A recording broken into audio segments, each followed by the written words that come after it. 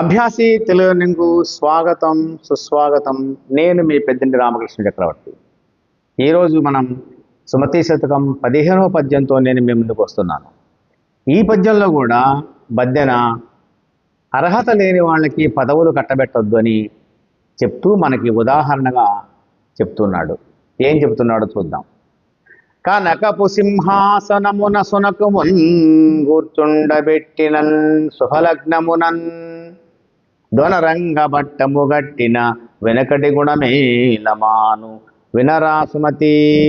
చూడండి, కనకపు సింహాసనమున అంటే బంగారంతో చేసినటువంటి ఒక సింహాసనం మీద సునకమును కూర్చుండబెట్టి ఒక కుక్కని తీసుకొచ్చి కూర్చుండబెట్టి శుభలగ్నమున మంచి ముహూర్తం చూసి, ఏది రాజులకు పట్టాభిషేకం చేసినట్టే మంచి ముహూర్తం చూసి ఆ కుక్కని తీసుకొచ్చి సింహాసనం మీద కూర్చోబెట్టి దానికి పట్టం కట్టడం జరిగింది. పట్టడం అంటే పట్టాభిషేకం చేశారు కుక్కను కూర్చోబెట్టి సింహాసనం మీద అనుకుందాం. అది ఎలా ఉంటుంది? ధ్వనరంగబట్టము గట్టిన వెనకటి గుణమేలమాను వినరా సుమతి.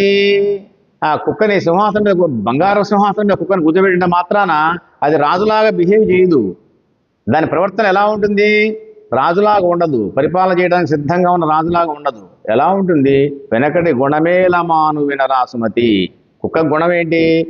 జనం కనపడగానే అరవటం, వాళ్ళ మీద కరవటానికి పోవటం, పరిగెత్తటం, అందరినీ భయభ్రాంతులు చేయటం, అది పరిగెత్తడం, జనాల్ని పరిగెత్తడం కుక్క యొక్క సహజ లక్షణం అది. కాబట్టి దాన్ని సింహాసనం మీద కూర్చోబెట్టినంత మాత్రాన అది రాజులాగా చెప్పండి అమాత్య అని అనదు. ఏమంటుంది? బో బో బో అని అరుస్తుంది. అందరూ పరిగెత్తుతారు, అది కూడా అందరంలో పడి పరిగెత్తుంది.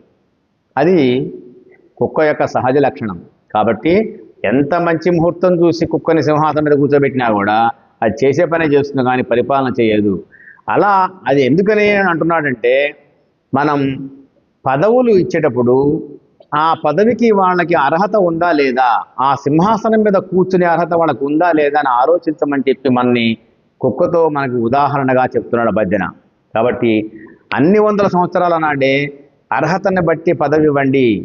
ప్రజలకి ఎవరు ప్రజారంజకంగా ఎవరు పరిపాలిస్తారో వాళ్ళకే పరిపాలనా బాధ్యతలు అప్పగించండి అని బద్దెన మనకి అన్ని సంవత్సరాల నాడు చెబుతున్నాడు. కానీ మనం అది ఈనాటికి మనం పాటించట్లేదు. ఇప్పటికైనా ఆ పద్ధతి పాటించి అర్హత ఉన్న వాళ్ళని సింహాసనం మీద కూర్చోబెడితే పరిపాలన ప్రజారంజకంగా ఉంటుంది, రామరాజ్య స్థాపన జరుగుతుంది.